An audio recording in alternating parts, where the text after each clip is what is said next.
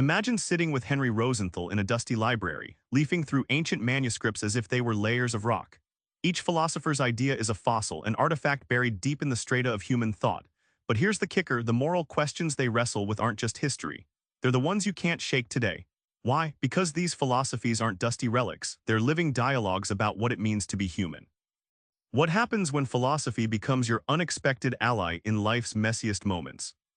Rosenthal doesn't just tell you about philosophers, he digs into their ideas like an archaeologist dusting off ancient bones. But why peel back these layers? Because beneath every concept lies a struggle for meaning and survival. Rosenthal takes you down into Hobbes' Leviathan, not as a political treatise but as a cave where fear and order coalesce. Hobbes sees humans trapped in a brutal state of nature, a dark cavern where life is solitary, poor, nasty, brutish, and short. It's not dry theory, it's mankind locked in existential struggle, desperately engineering social contracts to escape chaos. Think of philosophy like layers of sediment, each idea a different color and texture shaped by its time. Rosenthal's geological analogy turns abstract moral concepts into rock-solid evidence, showing how thoughts pile up, overlap, and sometimes shatter old assumptions, like earthquakes in your worldview. It's a blueprint for understanding why ideas evolve but never die out completely. At the heart of Rosenthal's excavation is the gritty truth that philosophy mirrors our human messiness, our fears, hopes, and frustrations. These aren't perfect blueprints, they're trial-and-error attempts to live well despite uncertainty. That turns philosophy into something wildly approachable, a conversation you're invited to join instead of an ivory tower sermon. Spinoza shatters everything you think about free will. His view is like a map of a river system, tracing cause and effect with ruthless clarity. But this isn't resignation, it's an invitation to empowerment through understanding. Spinoza's world runs like a river, each twist and turn preordained by nature's laws. He argued that free will is an illusion, like trying to swim upstream against currents you can't see. Yet this isn't bleak fatalism. Instead, Spinoza says freedom comes when you stop fighting the flow and understand why the river bends where it does.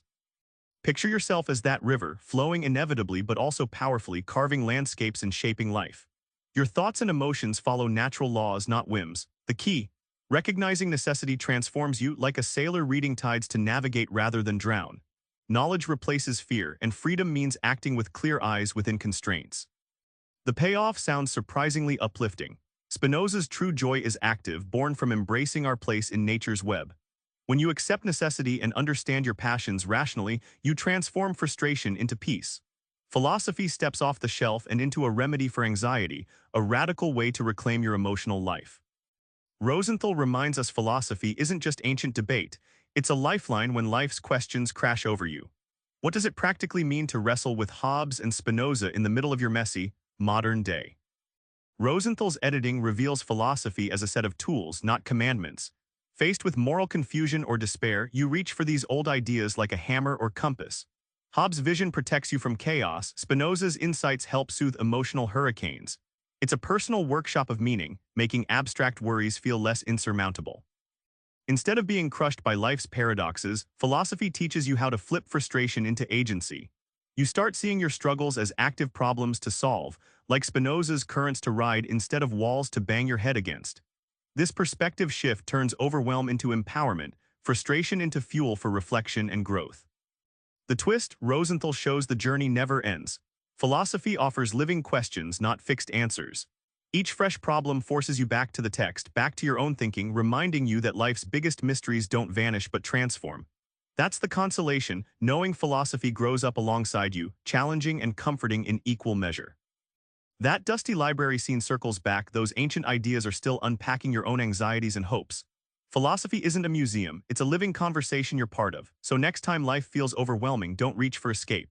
Reach for Rosenthal's moral toolbox and ask, what does this moment demand I understand deeply? Try it once, question your frustration, search for what it reveals. You'll find surprising consolation there. Subscribe for more book summaries like this one.